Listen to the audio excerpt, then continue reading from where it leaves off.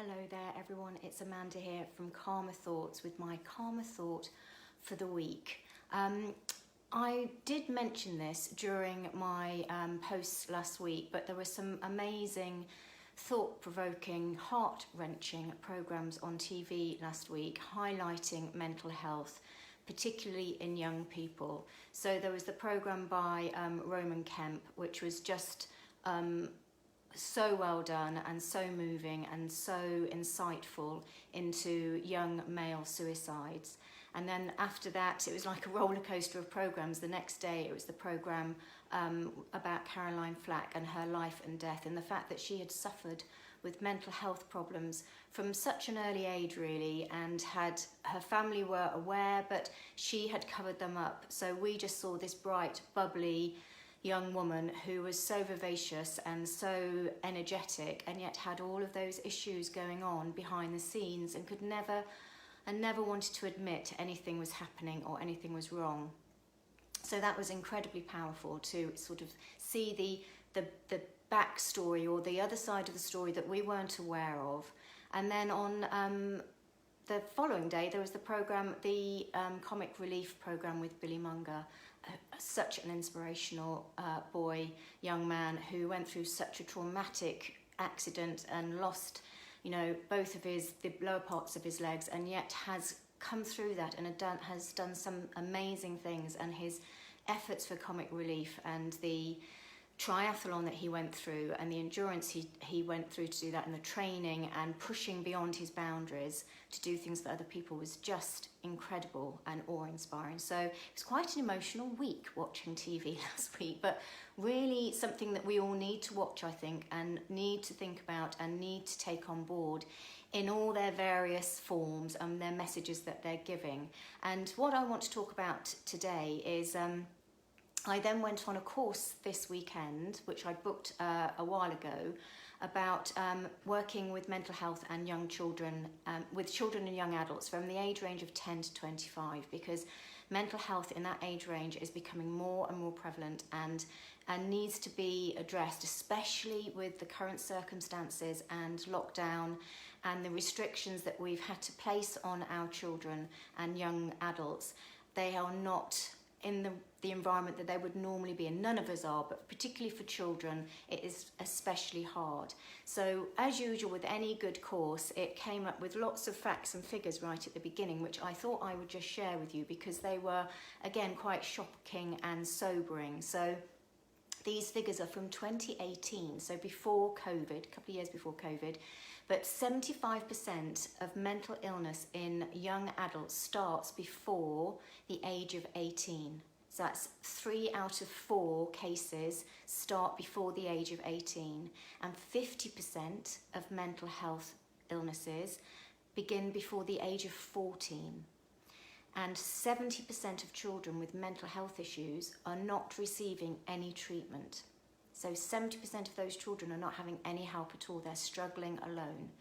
And the average waiting time for CAMHS, I found this utterly shocking, is 10 years.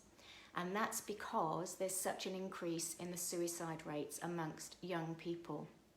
And unless people call up and say they are thinking of attempting suicide within the next 24 hours or 48 hours, they don't get immediate help. They're just put on the waiting list because they're not seen as being urgent and needing that referral and that help. So it's almost like it's after the horse has bolted that any help is given, really, because the gist of all of this was prevention is so much better than cure. Getting in there early, interaction with people is so much more useful than trying to help them when they've come to the end of what they believe is copable for them. So getting in there and helping as soon as possible.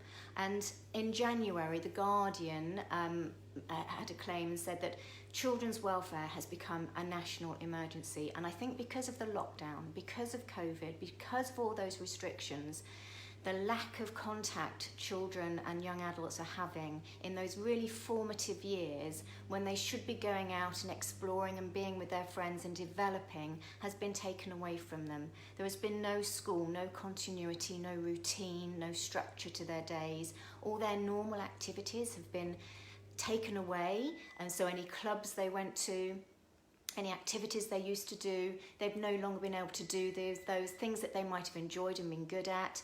Seeing their friends, just having time with their friends, just in a normal situation, and just their sense of freedom, to do what they want has been taken away. So this third lockdown especially has been incredibly hard for all of us, but again, with the emphasis on young adults and children, it's been winter. I know spring is coming now, it's a lovely blue day outside today, but we've had winter. It's been cold and dark and wet and miserable, and that has not helped the situation at all for any of us, but particularly for children cooped up inside, not seeing their friends for 3 months since before Christmas, when they were last at school. I know they're all back now, but they've had all of this time when things have been happening or not happening, to be fair to them, that things have just been stagnant and still, and that has been the root cause for so many mental health issues. I'm feeling so isolated. We are supposed to be a tribe. We are natural communicators. We are people, humans need to be with each other. We need that contact. We need that daily dose of connectivity with people, and not just the people in our house, people beyond our homes.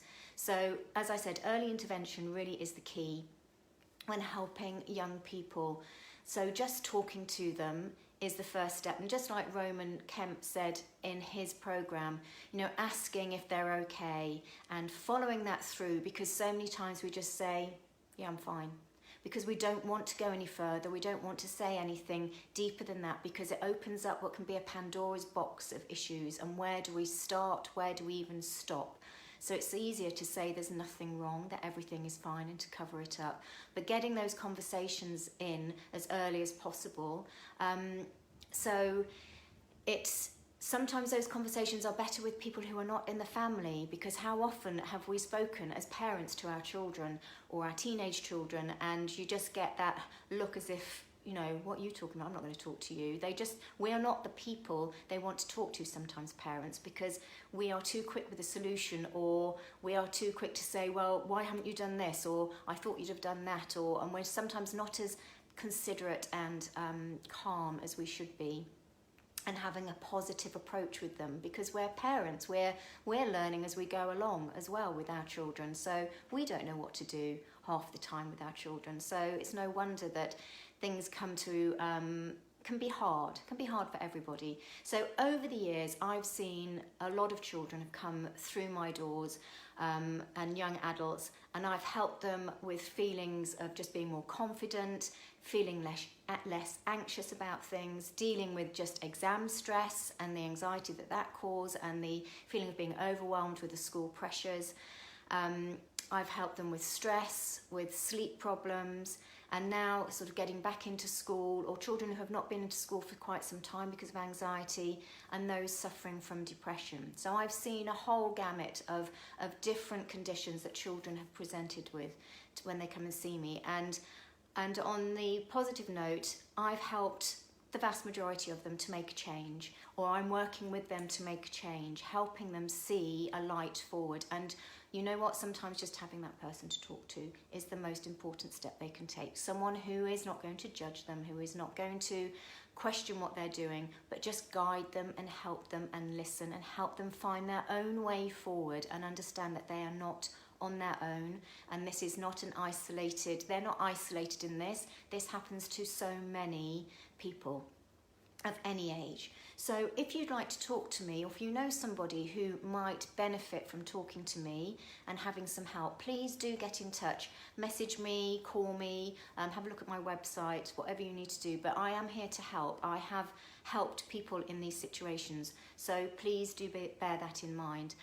So I'm going to finish now. That wasn't really a calmer thought, because I like to sort of give a bit of something nice to talk about, but this is a fact. Those programs last week really highlighted a blinding truth and fact that is out there amongst our young children and young adults, and the fact that it's starting from the age of 10, if not before.